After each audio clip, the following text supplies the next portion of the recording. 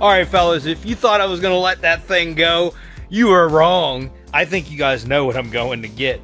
And I won this one for $575. After fees, $924. This is what I consider a budget build.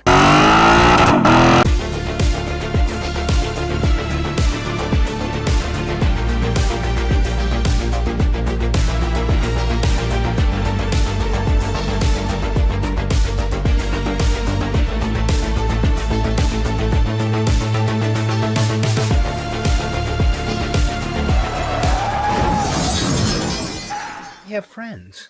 What are you doing in here? Anyways, as you can see when I was coming out into the garage, I got a product review for you, and we're going to go over that real quick before we hit the road to go get another project. Like I needed more. Hey, you can never have enough. Hey, you can't rebuild a project if you don't have one, but then if you have a lot of them, then you can't get whatever. Hey, it works.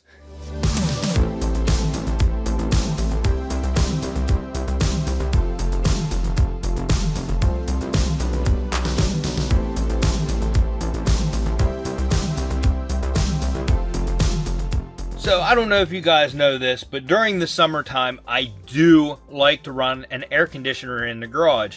If not for the cooling properties, is just to keep the humidity down in here. And if you've seen, I get pretty decent paint jobs in here, and that I think that's because I keep the humidity down and I try to stabilize the temperature.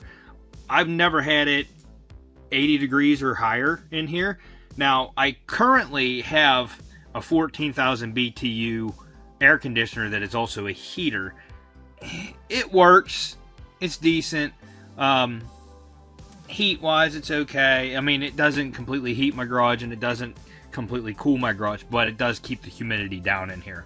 This is also a 14,000 BTU air conditioner. It's not a heater, but it's an air conditioner, and it also has a dry feature just to keep humidity down in here. So there's two drains on the back of this thing. This one for when you have it in dry mode, so it drains out here, and then this is for when you're running the air conditioning, and that's how I'm going to have it hooked up. I do have a drain that goes out through the wall over here for my heater air conditioner unit that I currently have over here, as you see. And I will eventually be putting this over there. The window garnishes and trim and stuff is nicer on this. It has this piece to go in the window, and then this vent right here extends out pretty dang far on the back, and then it just sticks right in there. So I can, you know, keep all the bugs and stuff out of here with all this foam packing and stuff they give me. But let me go ahead and I'm just going to plug this into the wall, and we're going to check it out. I haven't actually used it yet, and this one actually has a remote, and I don't have a remote for that other one, so that's also pretty nifty. Alright, so I just plugged it in. It started beeping, going through some self-checks. Obviously, you're going to have that running out the window. That's going to blow the hot air out. There we go. It's set to 65, which it's cold out today, and it's kind of cold in here. Oh, that puts out a lot of air. That blows a lot more than that does. And it is cool air. Yeah, that kicks out a lot of air. I don't even think that's on the highest setting. Let me turn this down. Okay, I guess 64 is as low as it's going to let me go. There's high. Ooh. Yeah, that puts out way more. That blows way more than that other one does. I can feel that blowing. From right here, I can feel it blowing on my hand. Yeah, that's pretty nice. So I will be utilizing this probably when I'm going to do my paint job on this eventually, when I get to it. I'm telling you, it has been weeks since I've worked on this thing, and I don't really want to get into it, but I have to. So tomorrow I'm going to start digging back into that thing. I could have had that thing realistically painted this weekend, but I went to Copart. I got to go back over to pick up this other vehicle. So, yeah.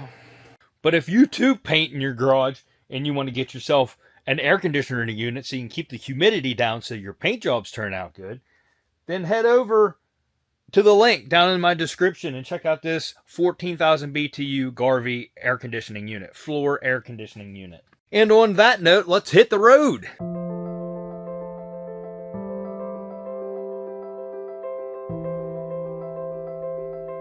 didn't have enough room to park my truck and trailer at my house, so I had to park it down the street.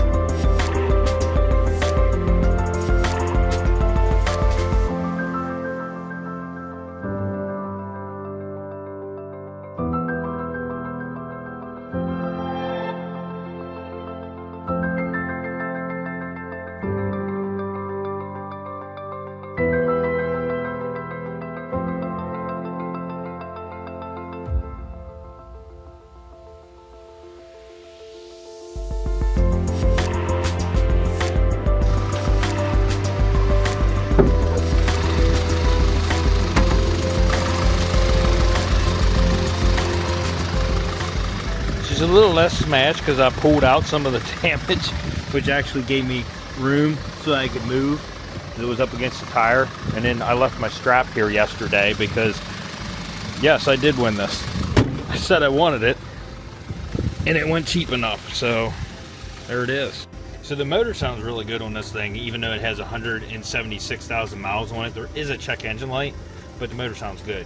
There's also an airbag light. Is it airbag? No, that's parking brake. Never mind. No airbag light. I'm trying to pull up the information on this thing because I don't remember what year it is. 2014, all road.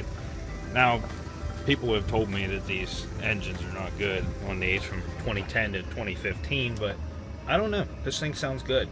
And what sold me on this is, even with the mileage, is look at the wear on the seat. Like, yes, there's wear, but there's no rips or tears. There's none. So and it's really clean inside. Like, this is cleaner than that Dodge. And it's very nice. A very nice, well-equipped vehicle. And I couldn't let it go, especially for the price. Winning bid $575, and then out the door $925. If you can get any vehicle at Copart for under $1,000, it's almost always a deal. This thing, I've left it run for a while now, and temperature gauge still kind of on the cool side, but there's no leaks or nothing. Like, it sounds good. Anyways, let's go ahead, get this thing fully loaded up, and hit the road, get it home. I've never seen one of these things. It is a solid spare tire. 50 mile per hour max. I mean, I guess it'll get you where you're going.